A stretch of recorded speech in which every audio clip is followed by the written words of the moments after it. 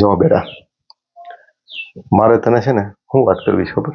સંઘર્ષની વાત કરવી છે. તને એમ થાય ને કે મારે મોટો માણસ બનવું છે, મોટો થઈને તાકાતવાળું બનવું છે. આ તાકાતવાળું ક્યાં થઈશ તું? ખાલી નિશાળમાં નહીં, ખાલી ચોપડી ભણીને નહીં. તાકાત ક્યાં મળે ખબર તને? મારા જીવનનો અનુભવ હું તને કહું. તાકાત મળે છે સટોસટીને કટોકટીની લડાઈ લડીએ ને જીવનની, એમાં આપણું અસ્તિત્વ જોખમાઈ જાય. આપણા જીવનમાં એવા પ્રસંગો આવશે, તારા જીવનમાં આવશે, તું મૂંઝાઈ જાય, ગમગીન થઈ જાય, એન્ઝાયટી આવી જાય, ડિપ્રેશન આવી જશે. ખબર પડે ને ડિપ્રેશન એટલે મૂંઝા, એકદમ ઉદાસ થઈ જાય. આ જે ડિપ્રેશન, આ એન્ઝાયટી, આ મૂંઝારો છે ને, એ જીવનનું સાચું શિક્ષણ છે. એવું શિક્ષણ તને કોઈ યુનિવર્સિટીની કોઈ મહાવિદ્યાલયમાં નહીં મળે. ખબર નહીં બેટા, જ્યારે આપણે છે ને આવી અસ્તિત્વની લડાઈ લડીએ છીએ ને, ત્યારે આપણને પાસે આમ હજારો કળાનું બળ મળી જાય છે. ઓલો ભીમ કેમ લડતો ને, એટલે એને છે ને એવું વરદાન હતું કે લડે એટલે ભગવાન એને અમુક કળાઓનું જોર આપતો, એટલે વધારે તાકાતવાળો થઈ જતો. જ્યારે આપણે લડાઈ લડીએ છીએ ને જીવનની, ત્યારે વધારે તાકાતવાળા થઈએ છીએ. મુશ્કેલી કોઈને ગમતી નથી. મને છે ને તને હું ઘણી વખત આમ એવું કામ આપતો હોઉં છું, ત્યારે મને એમ થાય કે જીષ્ણુને હથેળીમાં રાખું, હુવાડો રાખું, જીષ્ણુને કાંઈ તકલીફ ન પડવા દઉં.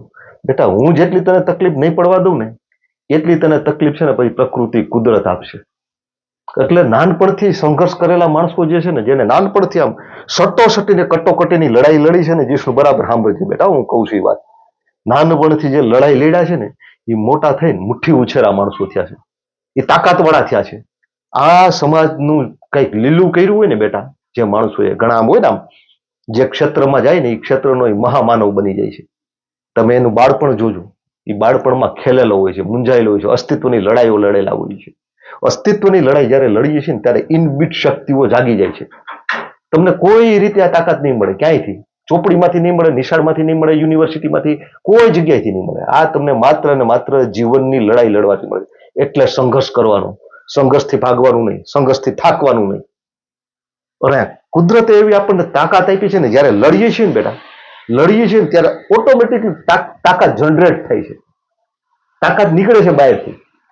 એટલે જીવનની મુશ્કેલી આવે ને, જીવનની દર્દનાક દુઃખ આવે ને, ત્યારે અંદરથી દુઃખી નહીં થવાનું.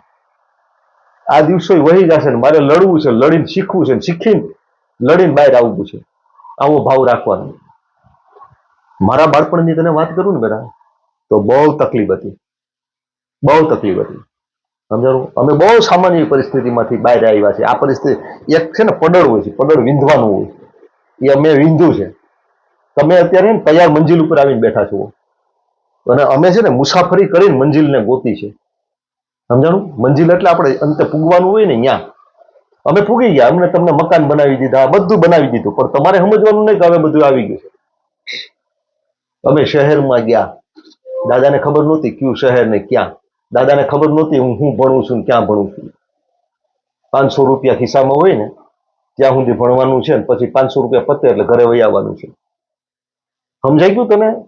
આ હું તને વાત કરું તો નહીં સમજાય. આવું તું જીવન જીવવા જા. નાનપણથી છે ને બેટા રખડવાનું, નાનપણથી છે ને અમુક માથે લેવાનું કે આ જવાબદારી મારે છે, મારે પૂરી કરવાની છે. હું ક્યાંય દયા નહીં ખાઉં. હું દયા ખાઈ ને જેટલી, એટલું તો દુઃખી થાય. ક્યારેક ક્યારેક એમ લાગે કે બાળકને આવી બરબરતામાં ઠોકી દેવાનું, નાખી દેવાનું. મને એમ થાય આટલો વહેલો ઉઠાડવાનો, બાળકને આટલું બધું લેસન આપવાનું, આટલું બધું કામ આપવાનું. આ કામ છે ને બેટા, એ જીવનની મથાવટી છે. એ કામને તમે સ્વીકારશો નહીં, એ સંઘર્ષને તમે સ્વીકારશો નહીં, તો એ સંઘર્ષ તમને લલાટે આ સામેથી ભટકાય. એના કરતા સામેથી ને સ્વીકારી લો. સંઘર્ષને સ્વીકારી લેવાનો, સામેથી સ્વીકારવાનો. આ તમને નિશાળમાં ક્યાંય ભણવા નહીં મળે. સંઘર્ષ કરવો પડશે, પુરુષાર્થ કરવો પડશે, કામ કરવું પડશે, પરસેવો પાડવો પડશે, વજ્ર જેવું વજનદાર થવું પડશે. વજ્ર જેવા વજનદાર ક્યારે થાવ તમે? સંઘર્ષ કરો તો. નિશાળ ન શીખવાડે બેટા. સમજાણું? સંઘર્ષ છે ને, સંઘર્ષ, જે સંઘર્ષ કરેલો માણસ છે ને, એ સૌથી મોટી ડિગ્રી છે. એનાથી મોટી ડિગ્રી કઈ છે જ નહીં.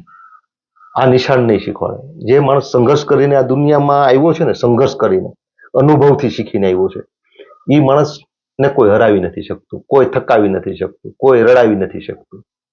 સંઘર્ષ કરીને આવ્યો છે. સંઘર્ષ છે ને અપ્રતિમ તાકાત આપે છે, માણસને વજ્ર જેવો ભારે બનાવી દે છે, અભેદ્ય બનાવી દે છે. સંઘર્ષ એટલે સંઘર્ષનો અનુભવ લેવાનો. એ તમે છે ને આ દુનિયા છે ને બેટા, દુનિયા એ બહુ સૌથી મોટી પાઠશાળા છે.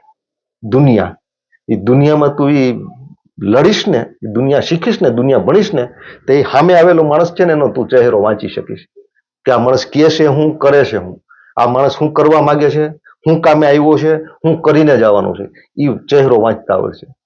દુનિયા સારી છે, દુનિયા જાલીમય છે, અને માત્ર કોનાથી શીખવા મળે છે?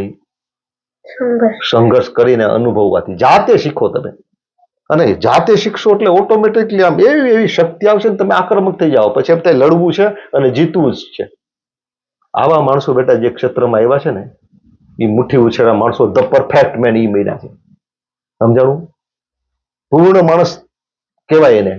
એવા માણસો હજારોને છે ને રોજી રોટી આપે છે, હજારોને પ્રેરણા આપે છે, અને હજારો માટે વાંચવાને લાયક બને છે.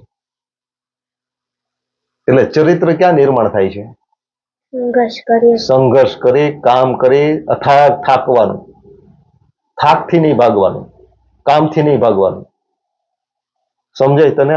આ યુવાની, આ જે તમારી બાળપણની તારી અત્યારે ઉંમર છે ને, આ ઉંમર જ છે લડવાની. આ ઉંમરમાં તમે જેટલું લડશો ને એટલું શીખશો. મોટા મોટા માણસો છે ને આ ઉંમરમાં શીખ્યા. તારે આ ઉંમર તારી બહુ કિંમતી છે. તને એમ હોય ને મોટો થઈને બધું કરો, મોટો થઈને કાંઈ નથી કરવાનું. જે મગજમાં ખોપરામાં આવવાનું છે ને તારી અંદર વૃત્તિમાં, સ્વભાવમાં, એ અટાણે આવશે. એટલે તારે છે ને ક્ષણે ક્ષણ બગાડવાનું નથી, ક્ષણે ક્ષણ લડવાનું છે. જવું પડે અહીંયા જવાનું છે, યાત્રા કરવાની, પ્રવાસ કરવાનો, ઘર છોડીને જવાનું, દુઃખી થવાનું. આ દુઃખ છે એ કોણ છે? જીવનનું પુસ્તક છે. જીવનનું સાચું પુસ્તક દુઃખ છે, મુશ્કેલી છે, આફત છે. હુવાડું નથી બનાવવાનું. મારે તને હુવાડો નથી બનાવવો. હું તને જેટલો હુવાડો બનાવી જેટલો તું દુઃખી થાય. સમજાણું બેટા? આ વાત યાદ રાખજે. મેં જો વિડીયો ચાલુ રાખ્યો છે. જાઓ.